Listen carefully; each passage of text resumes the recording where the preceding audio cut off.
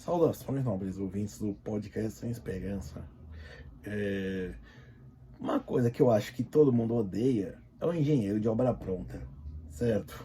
Ou gente que, no ditado popular, gosta com o pau dos outros, certo?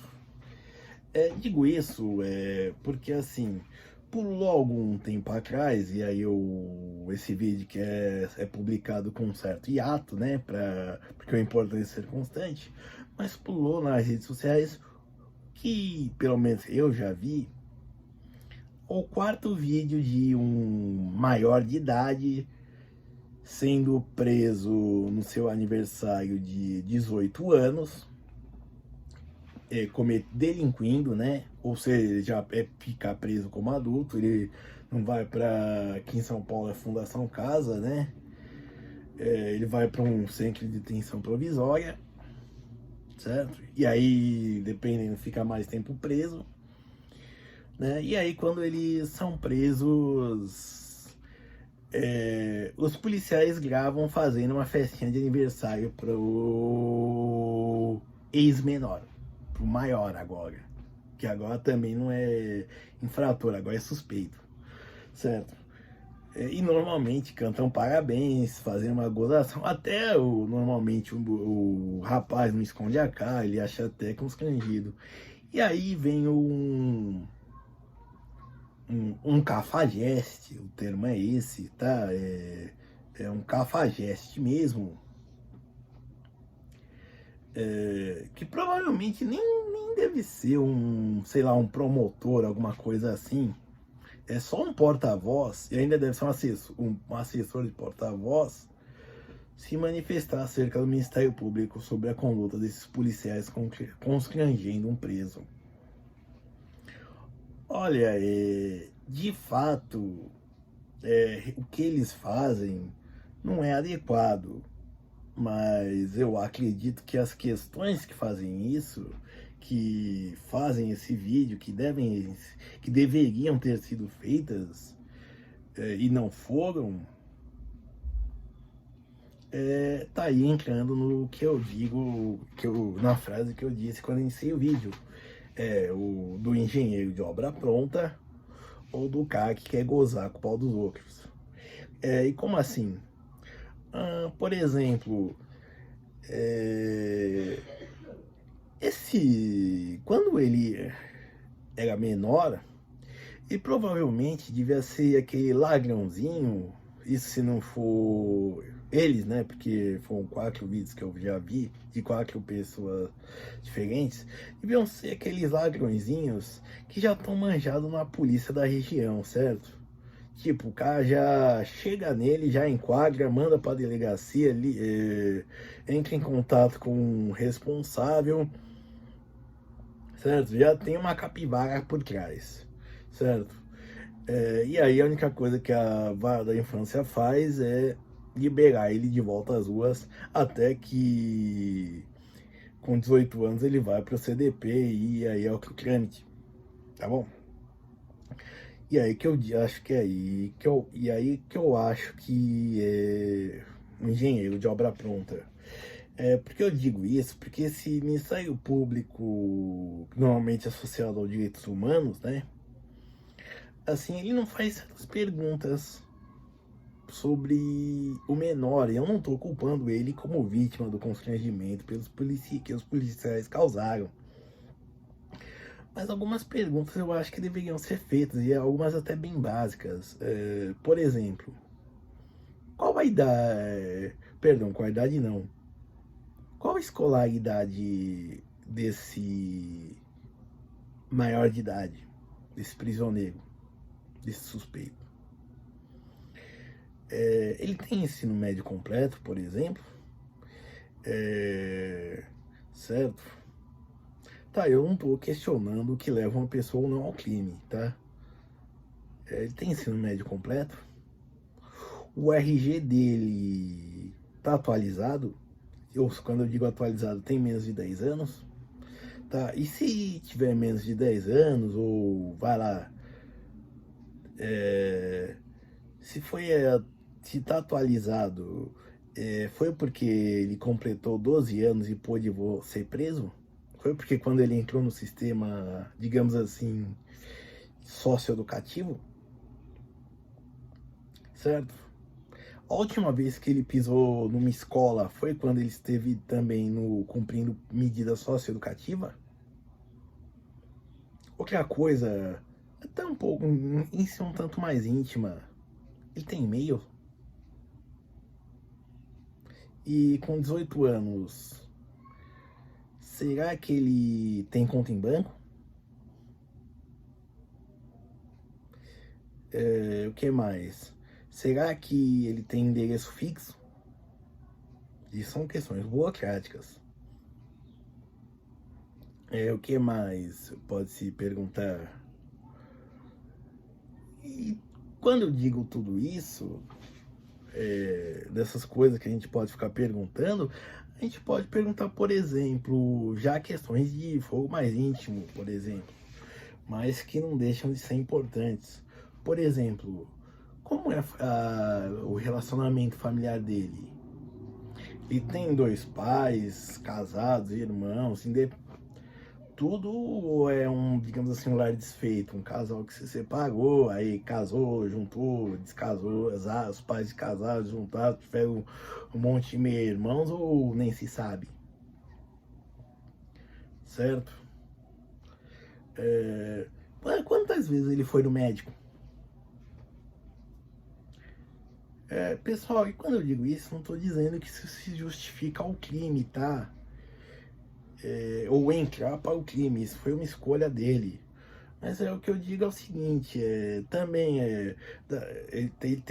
a gente tem a prova documental, que é o vídeo, de que ele tá tendo uma festa de aniversário de 18 anos. Os 17 anteriores tiveram alguma festa? Ele teve alguma 17 festas de aniversário anteriores? Será que teve alguém, até menos, mesmo tirando um agente, que disse, olha, hoje é seu aniversário, parabéns, um agente público, e aí do sistema socioeducativo, que lhe informou que hoje é seu aniversário, tal, certo?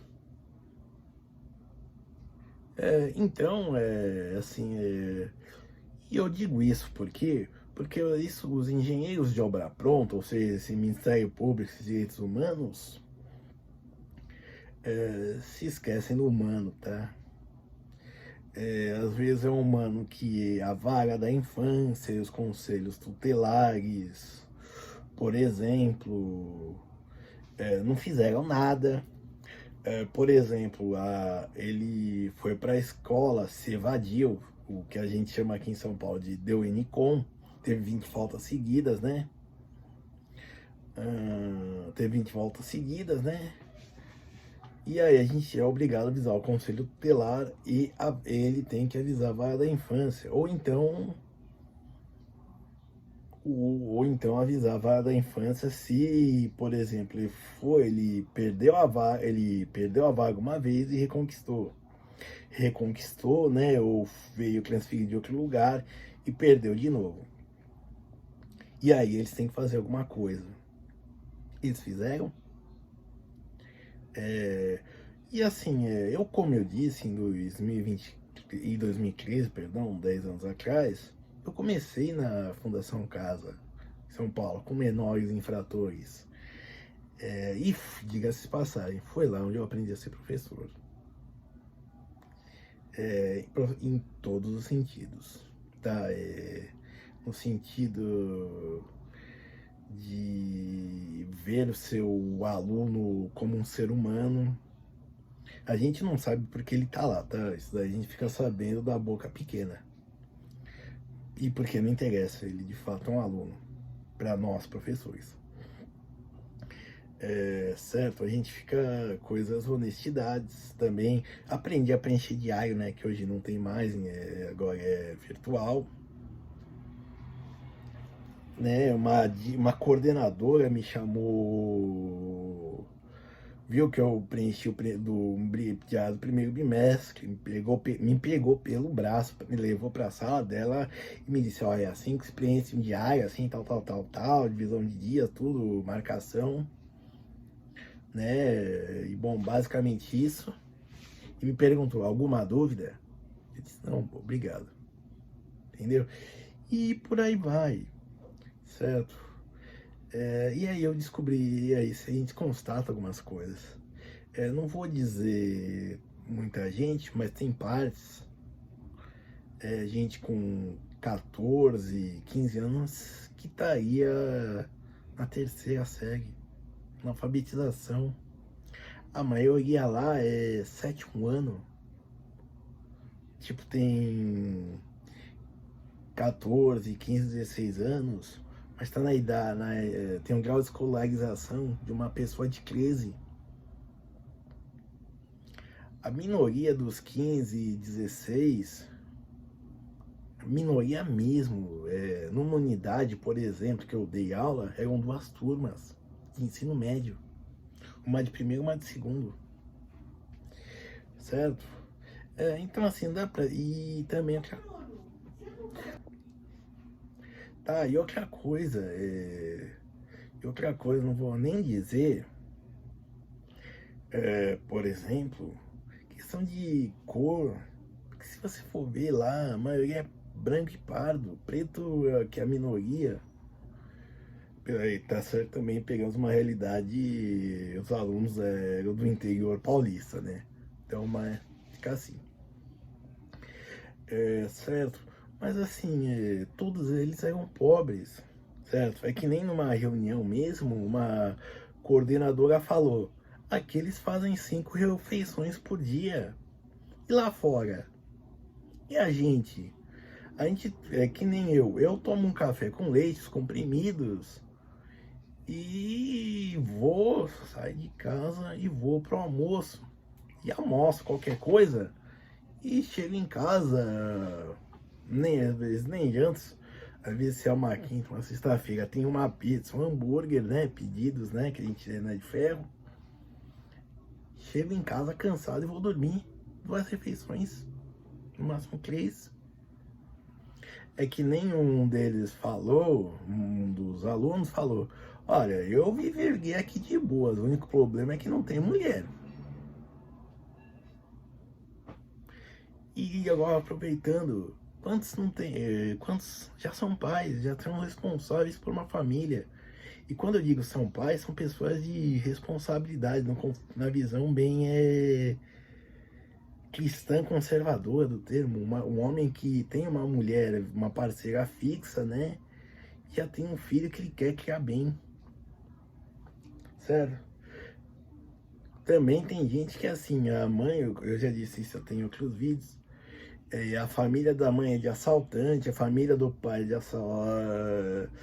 é de sequestradores e ele é ladrão de banco. E aí, que futuro isso tem? Agora, o pessoal do Poder Judiciário e das varas da infância, dos conselhos tutelares, pensam nisso?